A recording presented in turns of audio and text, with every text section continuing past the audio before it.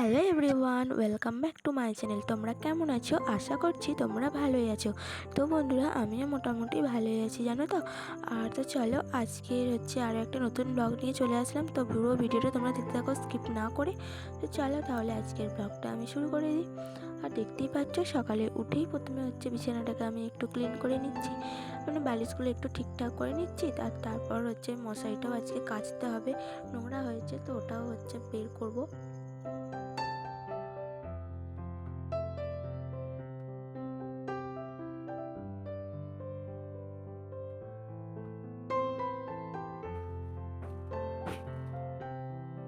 তো বন্ধুরা, আমি ততক্ষণ আমার বিছানাটা পরিষ্কার করতে থাকি, আর তোমরা ততক্ষণ আমার ব্লগটা দেখতে থাকো।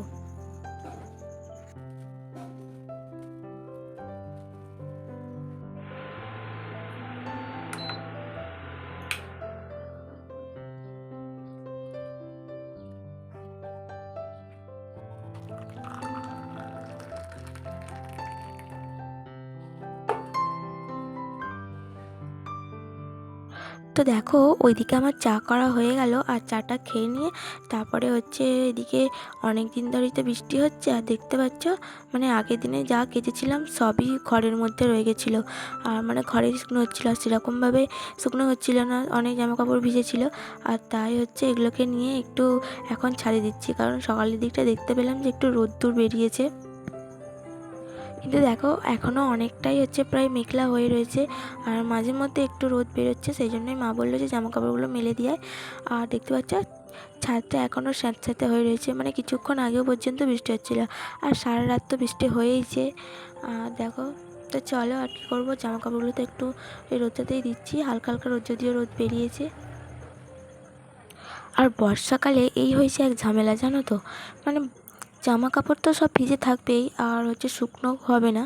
আর সেই জামা কাপড়গুলো নিয়ে ঘরের এই দিকে একবার আর ওই দিকে একবার, তো শুকনো হবে না। আর কি করা যাবে, ঘরের এই দিকে একবার মেলতে হবে আর ওই দিকে মিলতে হবে। আর চারিদিকে ঘরের মানে যেদিকে পারবো সেদিকেই মিলে দিই। তো এরকম করেই জামা কাপড়গুলো শুকনো করতে হয়। আর তাই দেখো।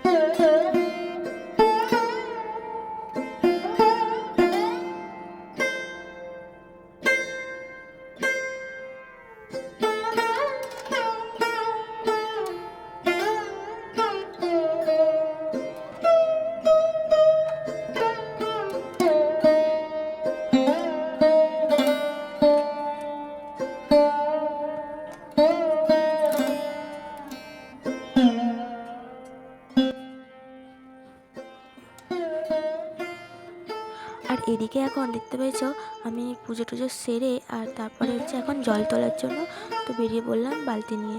আর আমি পাশেই কল আছে, বাড়িটার পিছন দিকেই। আর তো ওখান থেকে আমি জলটা তুলে নিলাম, দেখতে পাচ্ছ। তো মায়ের ওদিকে মোটামুটি রান্না বান্না সব কমপ্লিট হয়ে গেছে। তো চলো এখন তাহলে শুধু খাওয়া দাওয়াটা করে নেব। আর এখন 12টা কি 1টা মতো বাজে। তো চলো এখন খাওয়া দাওয়াটা করে নিই।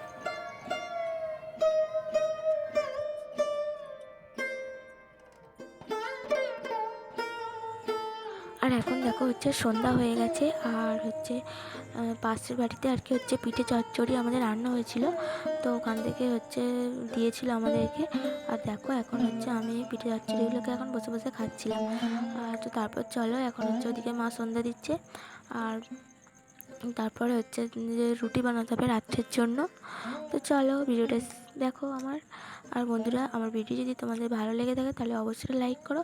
আর আমার চ্যানেলে যদি তুমি প্রিয় বন্ধু হয়ে এসে থাকো তাহলে চ্যানেলটা সাবস্ক্রাইব করে আমার পাশে বন্ধু হয়ে থেকে যাও। তো দেখো বন্ধুরা, এইদিকে আমার মা এখন রুটিগুলো বেলে দিচ্ছে। আর মা বলছিল কি হচ্ছে তুই পারবি না, চল আমি হচ্ছে তাড়াতাড়ি করে বেলে দিই আর তুই রুটিগুলো সেঁকে নিবি। তো দেখো আমি তাই হচ্ছে রুটিগুলো এখন সেঁকে নিচ্ছি আর মা ওদিকে রুটিগুলো বেলে দিচ্ছিলো। তো বন্ধুরা চলো আজকের মতো ব্লগটা তাহলে এখানেই শেষ করছি। তো দেখা হবে আবার অন্য কোনো ব্লগে। ততক্ষণ তোমরা সুস্থ থেকো, ভালো থেকো। আর